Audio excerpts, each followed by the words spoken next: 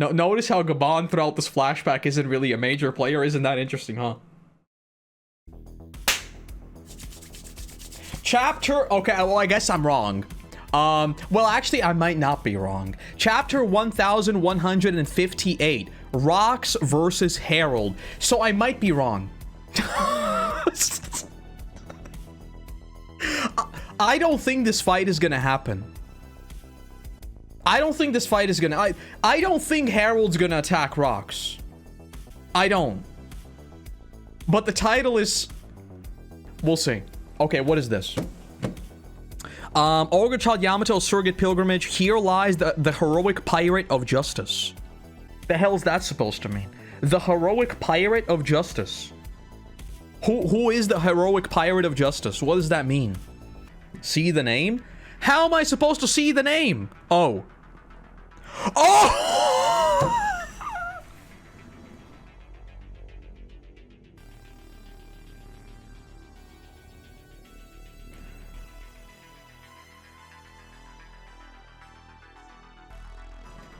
Ladies and gentlemen, I would like to bring your attention to the YouTuber Koroto's Mystery Shack.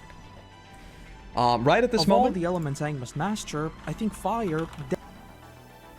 I think right at this moment, we should consult the Mystery Shack. Yeah. So MORIA is gonna be back. MORIA is gonna be back. Mainly because I think narratively his like character fits so incredibly well with what we've learned about Luffy's fruit, and the way it like watch this video, okay? Watch this video. It's a year-old video. Go and watch this, right? I literally didn't notice that text there. Kozuki MORIA. So MORIA is from Wano, which I guess explains the whole beef with Kaido, doesn't it? I guess that explains it. Gecko is Kozuki reversed in kanji. Yeah, I mean, I was looking at the grave and you were saying like read the grave. I'm like, how the hell am I gonna read the grave? I don't know how to read this. Yeah, it just says that right at the bottom. I do find it very, very interesting with what Oda is doing. I just realized I'm still back in this chapter. I shouldn't show that. I'm gonna get blasted. I do find it very interesting with what Oda is doing with MORIA though, because I always expected MORIA to be a thing for Blackbeard. Because if he was in Wano, right, and he had beef with Kaido for supposedly attacking his homeland, well, that's not going to be a problem, right? So, well, clearly he's going to come back into the story. Clearly he will be important again. Like, otherwise there makes no sense for this to be written in. I just wonder on which side of the entire fight he's going to fall on. The Blackbeard synergy is too strong. Also explains why MORIA had all those corpses from Wano. I mean, I guess it does. I guess it does. In the scan, I read the grave was full English. Yeah, in the official, like, you can see, right? I don't think I'm gonna get blasted for showing this. Like, this is what I was looking. You're telling me read the grave. I'm like, what the hell do you mean read the grave? What do you mean? It's right here. MORIA can read the poneglyph? I mean, I don't think it's guaranteed. But, I mean, who knows? I don't remember, has there ever been a cover story that actually ever turned out to be important? The Straw Hat Grand Fleet cover stories, those turned out to be important, right? With what's his face? The funny guy who burned Shanks' flag. That one. That was important. I guess we'll see with Eneru. Bartolomeo, yeah, that's the one. The Eneru story, we don't really know what's going on with the Eneru story. Like, presumably it's going to be important, right? Because it's already been hinted at pretty heavily with Egghead. But this is such a weird reveal. Such a weird reveal. We don't really know yet if MORIA can read the poneglyphs. One translation said it was only taught to one male Kozuki heir. Yeah, I don't think there is any guarantee that he could read the poneglyphs. Right? Oh yeah, and more recently, the Blackbeard cover story is also going to be important, right? Because they yoinked Pudding. So that's going to be important. Basically, like, if you want my pure gut check, if you want just like my pure gut check, I think the Blackbeard and MORIA synergy is so strong that I feel like that's kind of what has to be set up here. Except that wouldn't make sense because that would undermine Luffy's story. Because Luffy brought sunshine to MORIA's life by defeating him, basically, right?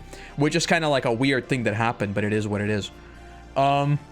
I'm very much of two minds about this. Like, on one hand, I think Luffy is going to part the clouds around Thriller Bark and around the heart of Moria, and he's going to liberate him, right? He's going to save him. The whole depressed Moria thing, all of that, I think is going to fall away because he fought Luffy. In the words of someone very wise, sometimes certain things can only be said in a fight, right? So maybe that. Or on the other hand, Blackbeard is going to kill him, and Blackbeard is going to use Black Hole Shadow's Asgard. And he's going to become the strongest boss in all of One Piece. Because he's going to suck up the shadows of literally every single powerful being around him with a black hole. And then we're going to be cooked. So two of these things could happen. Black Hole Shadows is crazy OP. That's what I thought when he landed in Pirate Island. The moment Moria landed on Blackbeard's island, I was like, wait a minute. Nightmare Luffy could barely take on Moria, and the entire crew had to take on Moria, right? Blackbeard is presumably stronger already, and he has freaking Whitebeard's fruit. So can you imagine doing a black hole power that massively extends the AoE and sucking in even more shadows? It's GG's. So I don't know, maybe. Okay, let's actually read the chapter. Let's read the chapter. We'll see what happens with this. This could be very, very big. And I do think it's gonna come to something, because otherwise, again, why would such a big detail be dropped in a random thing like this? Moria's whole thing, we could even have a thing of, you remember in Thriller Bark? Again, if you should just watch this video. Again in Thriller Bark, when he talked to Luffy, he was talking to Luffy about how he's amassed a crew of very strong friends, and then he just goes full bad and just says, but you're going to lose it all. Luffy did lose it all. He lost his entire crew in Sabaody, right? Literally right after Moria warned him. Luffy did lose. He lost everything. But then he came back, and then you should watch this video right here. Never again will there be an arc like Sabaody Archipelago. So there could be a very interesting interaction where Moria might know about what happened to Luffy, and then he sees Luffy still going around, even after he lost his brother, even after their crew got annihilated. I think that would be very cool. Okay, let's read the chapter. In a certain stretch of sea, Oro Jackson, Roger's ship. One thing, another tangent. I have forgotten whether or not the egg has been on Roger's ship this entire time. I have not been doing the egg watch. I have not been following the egg. So in the last chapters when we saw Roger's ship, someone needs to go back and look for the egg. I forgot. The egg, I'm telling you. Keep an eye on the egg. Hey, Captain Roger! They're saying Shakky opened her own bar on Pirate Island, and it's all the rage too! We were so bummed when she abdicated her emperor's throne, but now that we know where to find her, let's go check it out! Hey, remember that Pirate Island is under Rox's control? You know, Rayleigh, I couldn't help but notice that Roger's mood soured right after you two had a conversation in the captain's cabin. Why is bro pouting so much? They gotta settle down. I guess this is Goon Piece Part 3. Whenever the egg shows up, that's gonna be important. I still think something with it is to do with the celestial dragons. I think there are dragons in One Piece. The true celestial dragons. Okay. What did you talk about? It was nothing. I wasn't going to tell anyone about this, but I'll make a special exception for you, Roger. So, this is when we fought the Kuja before she abdicated? I remember noticing that Shakky seemed to be ailing from some kind of illness. When I heard the news that she was giving up on her position, I worried for her health. And it turns out that ever since then, you've been sitting on the note she passed to you. I know, it was too awkward to bring up. It's clearly a love letter! How else should be interpreted? Come and get me.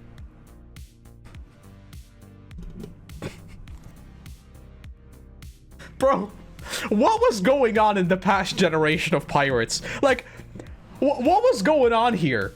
I thought the past generation of pirates were like the most legendary, the most infamous, the most cutthroat pirates. They're sending Valentine's Day letters around. What is this? Like, when I'm trying to understand whether she's sending me signals, the signals. Jesus Christ. Jesus Christ. And you say you're not tempted by this at all. I wouldn't say there's no temptation. I just don't want to be tied down, you know? Well, I do! Bro, can you imagine something like this happening between Luffy and Zoro? That'd be kind of crazy, wouldn't it? Because that's what this is analogous to. This should be Zoro and Luffy. It's kind of crazy. Rayleigh trying to give Roger a chance. This is the bro code. This is the bro code in action. They were like, look, there's drama. Okay, there's drama. I'm just gonna ignore it. This is the bro code in action. Because they know that if Rayleigh, like, answered to this little Valentine's Day love letter, things would get awkward with Roger, and Roger's his bro. So he's just like, cinema to Rayleigh, like, 100% respect to my goat. Okay, let's see. I hope this is not bait, by the way. Because, like, she is talking about, not she, they are talking about passing the letter, right? Like, she passed the letter to him. So I don't think this is going to be like a situation where this is actually not even her. I think this is literally a note she gave to him, which is crazy, by the way. Come and get me, like, Jesus Christ. Okay. Listen up, folks. I'm not admitting defeat yet. Oh, look out. Roger's feeling feisty. You see what I mean? You see what I mean? That's why he's the GOAT. And his captain is happy again. Pillaging is a pirate's true calling. If you want something, you take it. Ain't that right, boys? And there we go. The bro code worked. Just like that, we're back in good vibes. Cinema. I do find this very sus, though. I do find this whole Shakky's bar thing very sus. You're talking about Shakky? Yo, that's right. Why would she be at Rox's Island of all places? Everyone should have an equal shot. Let's go and take her. I'm hungry, Mark's feet. Grub's already on. Eat all you want. Okay, that's Shanks. Okay, that's still Roger. Did I say Shanks? That can't be Shanks. That's not Shanks. Did I say Shanks? I think I saw the straw hat and immediately it can't be Shanks. It's not Shanks. Okay, slightly earlier in time, Sacred Marie Joie, 40 years ago. The egg. You can see the egg is there. The egg is there. We can confirm from two angles that the egg is there. It is there. Okay. Sacred Marie Joie 40 years ago. You're getting ahead of yourself, Garling. The previously tourney just ended. But, what? I know, but I was working on a separate matter, and I happened to moor my ship at a particular island. It's an unaffiliated nation, and with its own unique culture. I recommended that they join the world government. Figureland family, Saint Garlic, future elder. But I could not secure an agreement. The island is rich in resources and would be a great benefit to us. Funny. So this rich nation, they have their own culture, and I invited them to join us immediately. Funny. On top of that, I found something preposterous there. A discovery I never expected to make. Saturn is missing? Are you sure? Is he just not covered up by a bubble? I don't know if there's enough to say about someone missing or not, because there's a big bubble. I don't know. He could just be chilling on the sofa. I don't know. I can't wait until Oda confirms that the ship is actually just a design feature of the ship. No way. The Great One will be quite pleased with it, I'm sure. Therefore, I strongly recommend God Valley for our next competition in 2 years' time. So God Valley was a whole nation. What the hell could he have found there? Something preposterous. And the Great One will be pleased with it, I'm sure. This has to be like something... I don't even know what it could be. Might be the weapon itself, because remember in the Lucia, the weapon was as big as the island? I don't know. Why would a random island be a weapon? A devil fruit? A devil fruit seems like... I mean, I guess it could be a devil fruit, but this is like something preposterous. A discovery I never expected to make. Honestly, like, Poneglyph is the closest thing that makes sense. Maybe the whole thing of it looking like two hands is also gonna come into play, because that's also weird. I've got no idea what it could be. And also, I guess, like, we now know that there is no renaming, no conspiracy shenanigans. It's always been called God Valley. Because he just called it God Valley, right? Like, there is no situation where it was named something after something before something. That's just its name. It was just called God Valley. Because this is before anything happened there.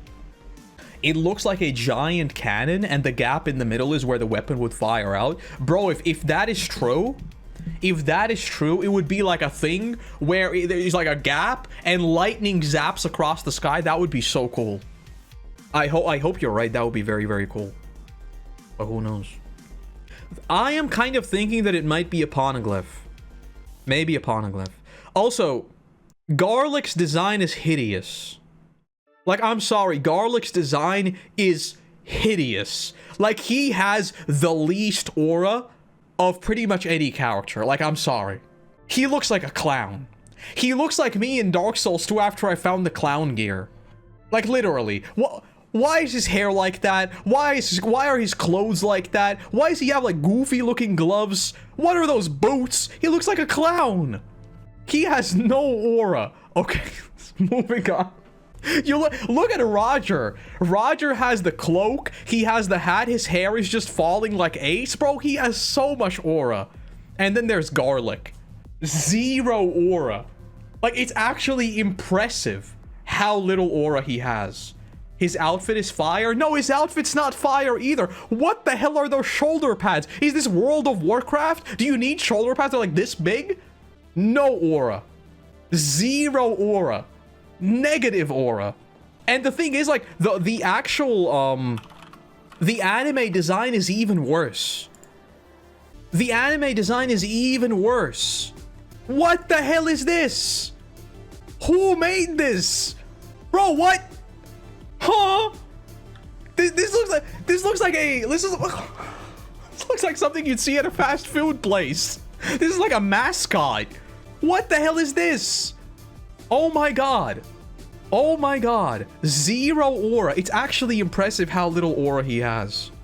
Shakky's ripoff bar. Pirate Island. Hey, the line starts back here. It costs that much? I can't pay that. Step around back and you'll do 2 years free labor? I mean, okay. Okay. That's one way of paying, I guess. They haven't discovered the pay later thing yet. Shakky will eventually discover that instead of making them work for 2 years, she can just like charge them like tiny amounts of money that constantly accumulates, and then you will never pay off anything, and she'll have infinitely money. Not labor, because labor is like, what are you gonna do with like 1,000 people? She needs to figure out how she can make a pay later system, right? And then she'll be rolling in cash. Like she'll have so much money that even Nami would be impressed. She wouldn't even try to yoink her money, she'd just be impressed. Okay. I came all the way from the North Blue. I hear you've got great whiskey here. Everyone says your stew is the best, Shakky. Oh, that's so sweet of them. How precious. I don't cook for the likes of you. What? It's just like I have always imagined. This is the best. I've got an order of special simmered beans for you, Shakky. Oh, and we're all out of whiskey. Cheap rum will do.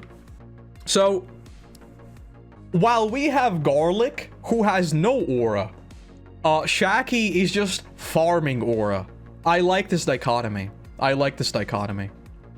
The anime is so bad, don't make me look at that. He should have been red-haired.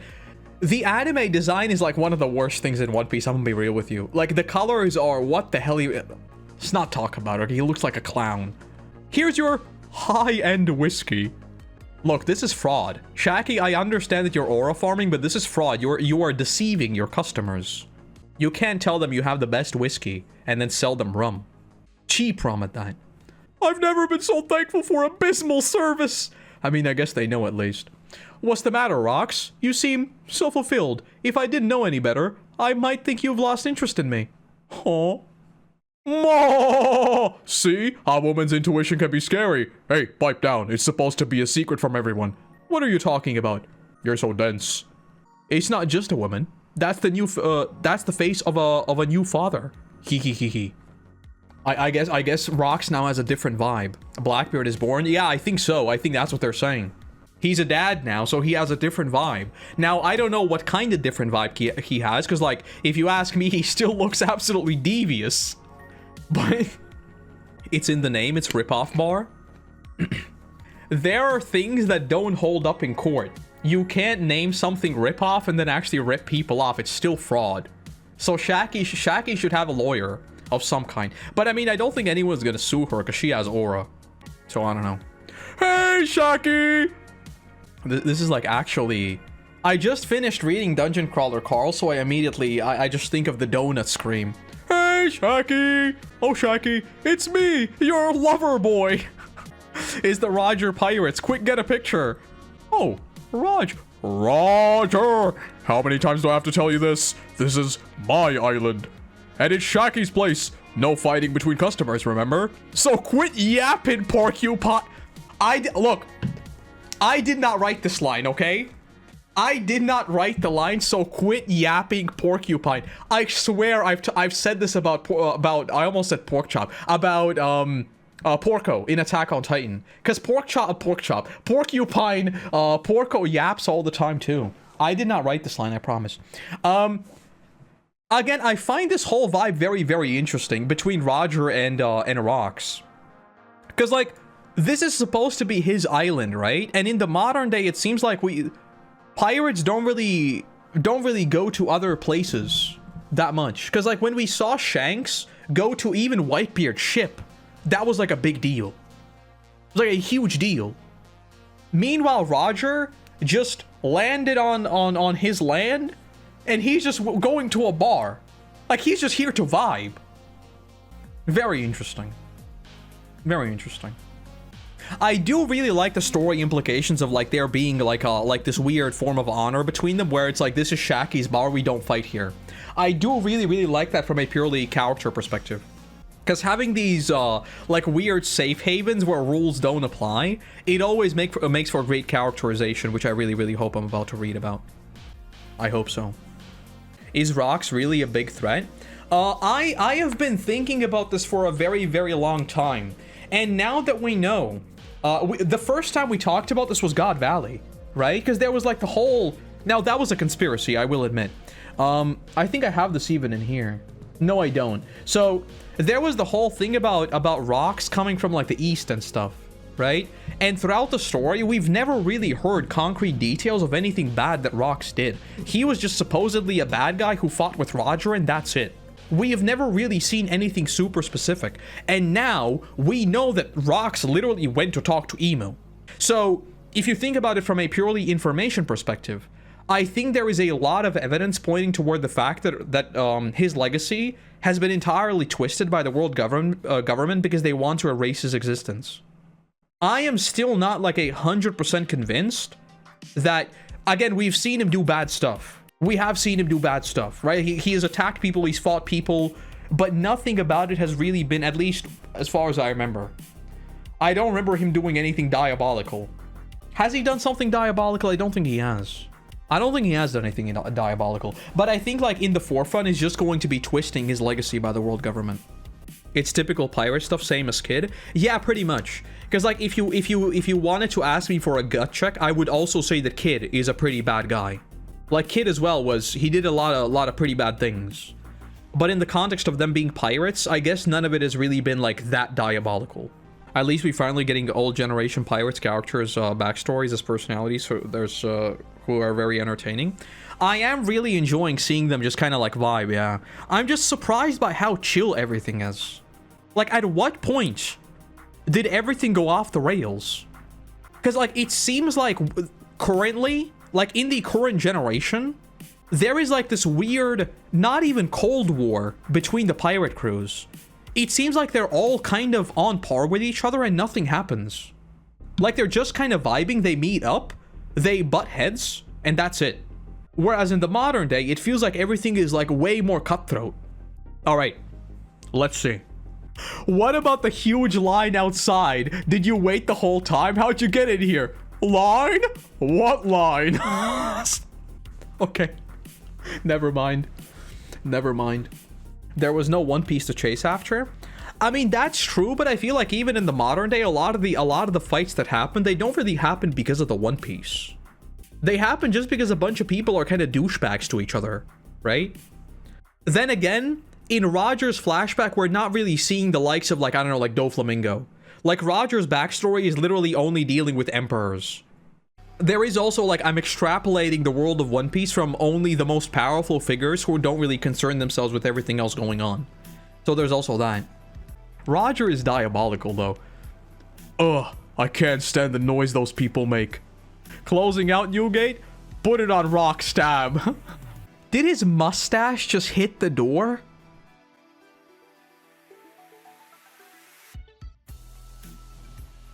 That's crazy.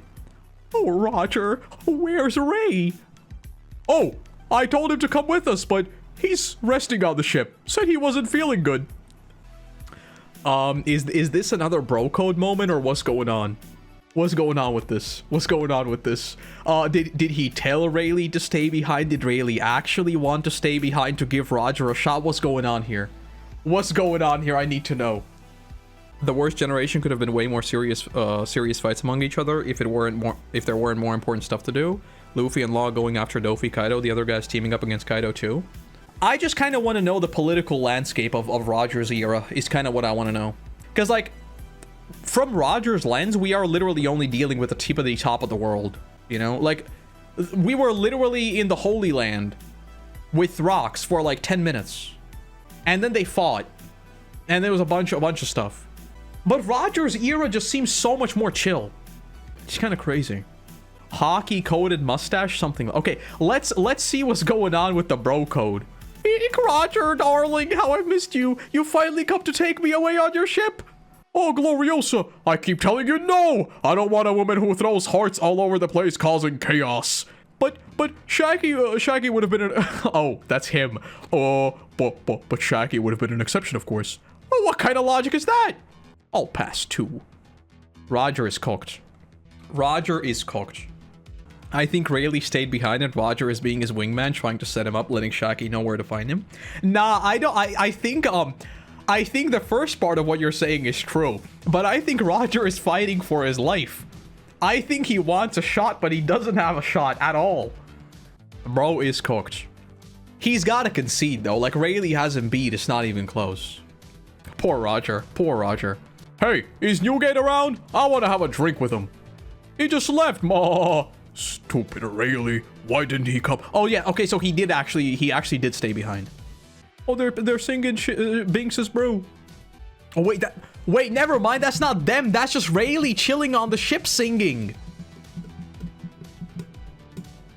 Shakky passed out. Miss Shakky, let us tend to you. Get your grubby man paws off her.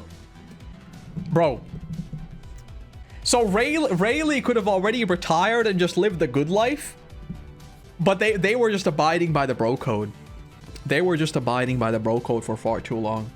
You gotta respect Rayleigh, though. That's why he's analogous to Zoro and not Sanji, by the way. Just putting it out there. Also, notice how we haven't really talked about Gabon. No, notice how Gabon throughout this flashback isn't really a major player. Isn't that interesting, huh? I'm not doing agenda piece, but I'm just saying.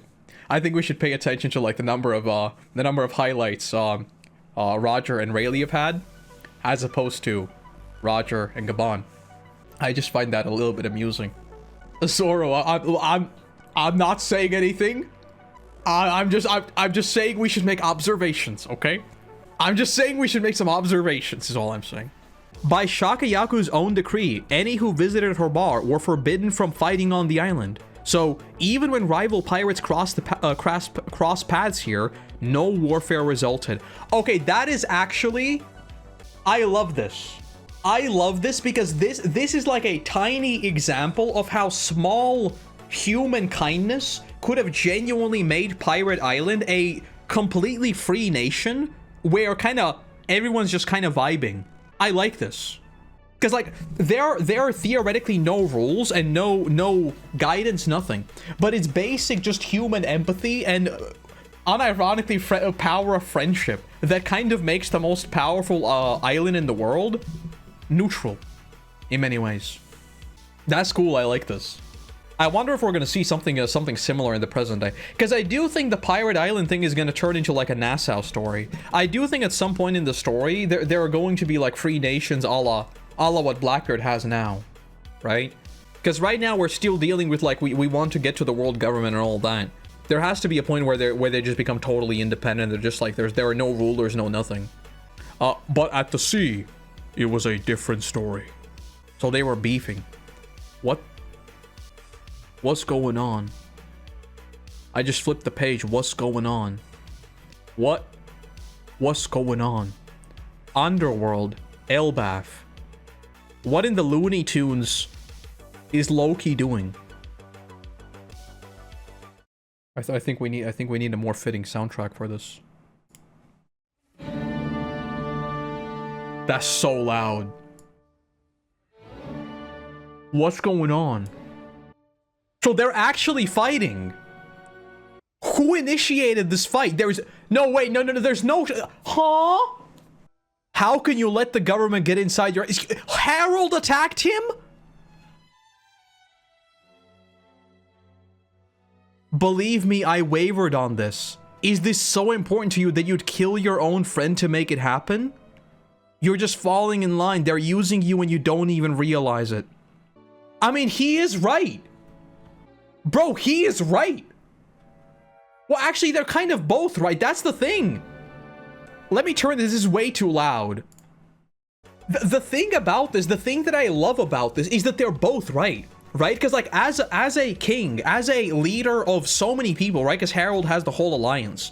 As a leader of all of these different people, you will need to make hard calls. And in this case, it's basic arithmetic. Killing a single pirate who has done a lot of bad things, it doesn't matter if it's your friend. It's basic, like, unironic greater good in this case from his perspective, right? He is a leader making a really tough call. Capturing him and giving him up to the world government will help their cause.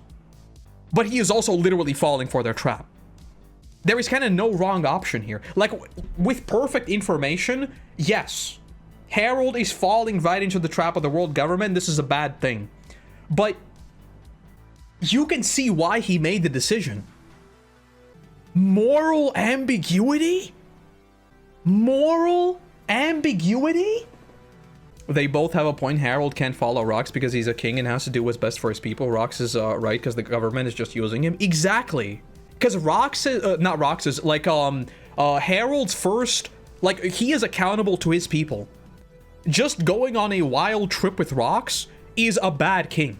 He is one of the best kings Elbaf has ever had in terms of governance, right? We have heard about all the things he has achieved. He is a incredible leader, but he's also falling for their trap. And we know, like, when you fall for the world government's trap, all of your institutions, everything, they're gonna be Thanos snapped.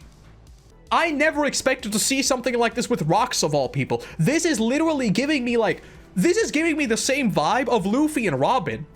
Like, Robin is basically saying, look, I am saving you. Like, I'm doing what we need to do. And Luffy's like, but you're falling for their trap. You're not doing what you need to do. It was obviously quite different, but it's like a similar dilemma. Moral ambiguity? Moral ambiguity? Don't you see this? This is their answer. They only see your kind as a military force to be harnessed. They'll turn you into slaves and call you soldiers. Where has your warrior's pride gone? What does your own free will say? Nah, bro, this is cinema. Nah, bro, this is cinema. Don't act like you understand any of it. Our history of violence from when we called ourselves warriors is nothing but a shackle that weighs Elbaf down. Now that we seek the way of peace. Remember when I talked about how I want a fight that conveys story? This is a fight that conveys story. This is a fight where I'm like, brah. Choosing between a seemingly hopeful future for your people at the expense of one wacky pirate versus just saying, like, wait a minute, this guy's kind of right. They will turn us into a, like, an army of slaves, basically. And I guess this is also where the duality of Nika comes from, right? Because, like, Rox is currently trying to force freedom onto him. He is trying to practically kill a king, saying that this is freedom. He is currently bringing about freedom, you know? Like, he is forcing his ideology onto him in many ways. But we know that he is bringing about freedom, and this is Rox. This is Rox.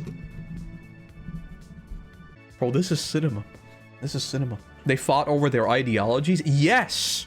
I don't care about the hockey clash. I just wanna hear them yap. I wanna hear them just lay out arguments. I think you're a good man, Harold, but we've been raided by giants in the past. Fear is not so easily wiped clean from the nation's mind. I'm sorry.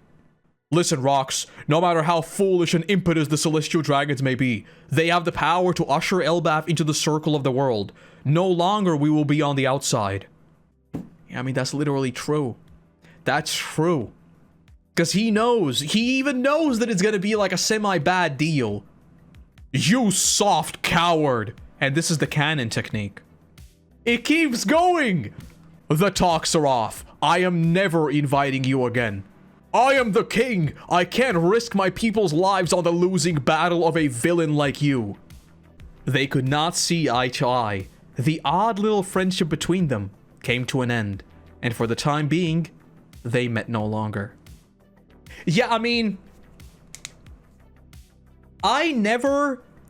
Last chapter, I never expected Harold to actually attack him. But now reading this, I'm like, well, of course he was going to attack him. Bro, that's crazy. That's crazy. Because I thought we would emphasize Harold's, like, I thought he would try to play the peacekeeper as he always has. But no, he actually made the executive decision for his people. I didn't see that coming. I didn't see that coming, but bro, that's perfect. I'm just taking L's today. I'm just taking L's today. I love this. I love this.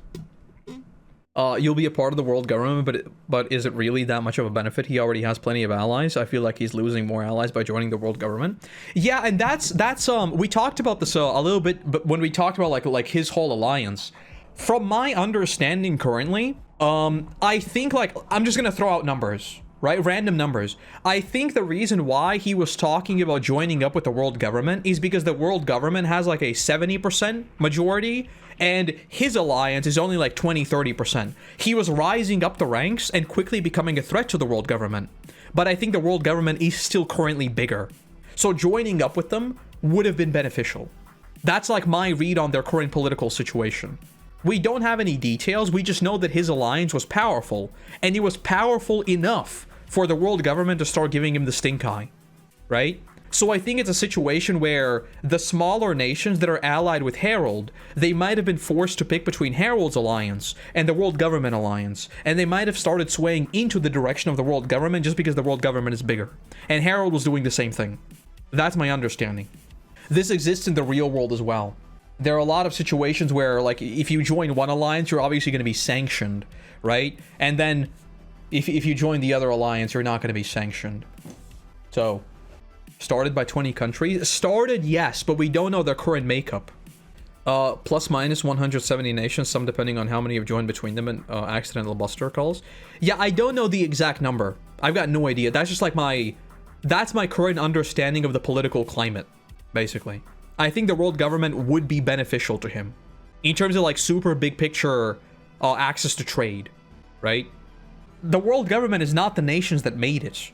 The world government is like a much larger network of people that like all pay tribute to it, right? It's not necessarily just like a seat at the table. It's like 100 plus. I remember it's being in the hundreds last time. Yeah, there's a lot of nations that are a part of the world government, but they're not like, they don't have like a seat at the table.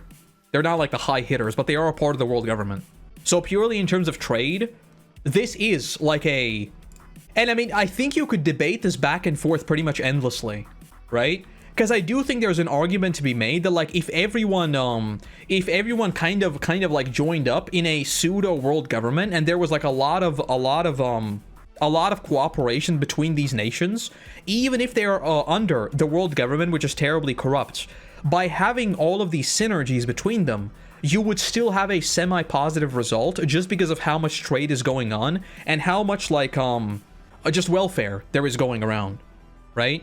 So yeah, you would have the five elders who are big bad and they're doing shady things, but in terms of just like the day-to-day life in some of these nations, it would still be like a net plus, and eventually maybe they can even get together and overthrow the government. So this is like where you get into super political, super like minute details about which is the lesser evil of the two, you know? I wish we explore some of this. I want to learn about this. I want to learn about this. Because I just want to think about his decision. How much did he think about, like... He must have done, like, a pros and cons list, right? Of just writing out, what if the world government starts oppressing my people? What if they start using us for resources? What if we just turn into, like, a war colony? Blah, blah, blah, blah.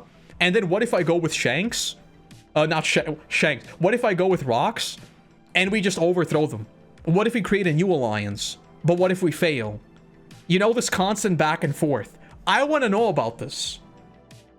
Anyway, for the time being, they met no longer, and they will surely meet.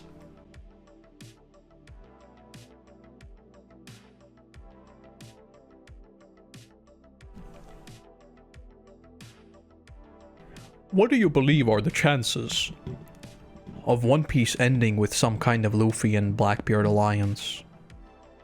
Because this seems kind of weird. Nah, I don't think so too. I don't think so too. But they will surely meet, and this is they no longer met. I don't think so. I don't think so. But it is a little bit suspect. Oh, wait a minute. Until the day of that fateful incident. More news about Rocks. Rocks isn't coming, Loki. Shut up, you old hag! Want me to pour you some juice? Yeah. Okay. Okay. Okay, that's actually pretty funny. Like, Loki is absolutely a meanie, but that's pretty funny. Shut up, you old hag. Want me to pour you some juice? Yes, please. It's actually very funny. I want to see the scene animated. Blackbeard is too evil and too chaotic. I think so too. I think so too. Like, I think Blackbeard is a bit too far. It's a bit too far. But I mean, who knows? Who knows? Because Luffy teaming up with, like, pseudo-antagonist is kind of like a... It's a bit of a trend, isn't it? A rebellion was attempted, it failed, yup. I love how loving it is, though. It's just like, bro screams at you and you're just like, want me to pour you some juice? She's the GOAT. She's absolutely the GOAT. See, she's such a good mom. I'm glad Loki experienced some love when he was small enough, even though he might not have fully realized it. Yeah, like, Ida is like, I don't know if she's gonna turn out to be Shaggy or something, or whoever was talking on the phone. It'd almost feel like it has to be something like that, right? Like, she must be like the only person still caring about him and following up with him, because it's obvious she completely understood that he was just like hurt and lonely. Moose, yeah, Moose, a Shaggy. I don't know what the translation was. It was Shaggy in the official, because I remember memeing about Scooby-Doo. I think Moose is in the scans. Okay. We are back to God Valley. We finally made it. We finally made it. You know what's kind of funny? We have reconnected with Loki. So this might mean that the flashback is coming to an end, and we're not gonna see God Valley.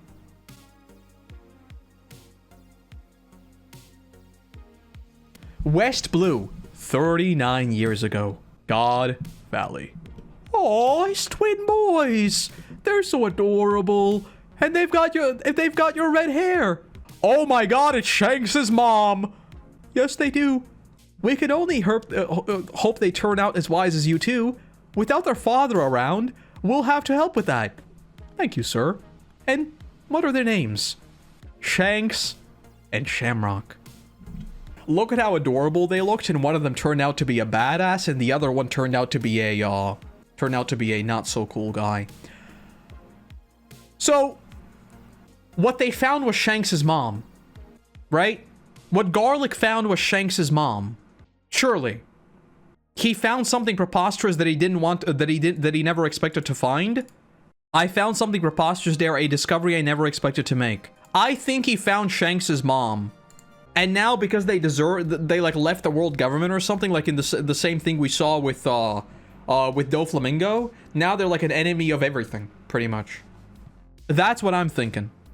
Give me a God Valley flashback and my life is yours. You have no idea how terrified I am of us literally seeing like Loki again, and I think this hints at the end of the flashback.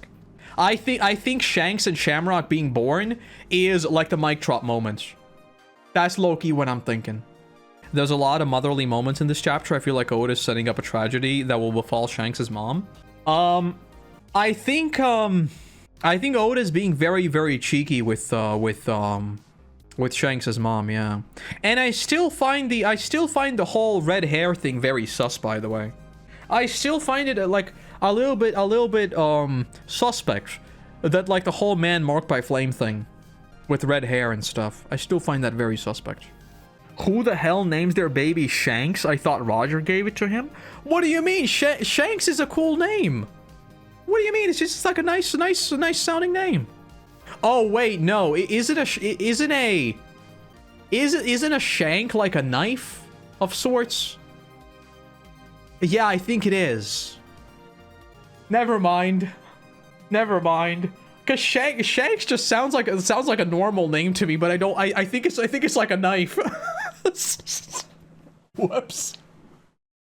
A theory of the week I saw was that Bonnie is Shanks' little half-sister because they look the same as babies. Now look, I'm gonna be honest with you. I think there are already a little bit too many. Like, the world of One Piece is so goddamn big. Why is everyone a brother, a mother, a son, a daughter? Why is everyone something to someone? I do not want Shanks to be a brother of Rocks. I don't know. I don't want this. I think we have enough. I do not want Bonnie to be related to Shanks, who is related to Rocks, who is related to Moria. It's too much.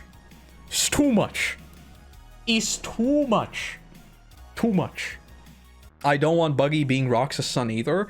Buggy being Rocks' son would still be like, now that a Blackbeard is Rocks' son, yes, I am like Nepo piece, too much. But if it was just Buggy, I'd be fine. But now we are entering a little bit like too much. It feels like literally everyone is related to everyone. And it's making the world feel small as opposed to massive.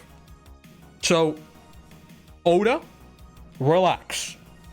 I wonder, like, Shanks is supposed to be the laughing baby on the right?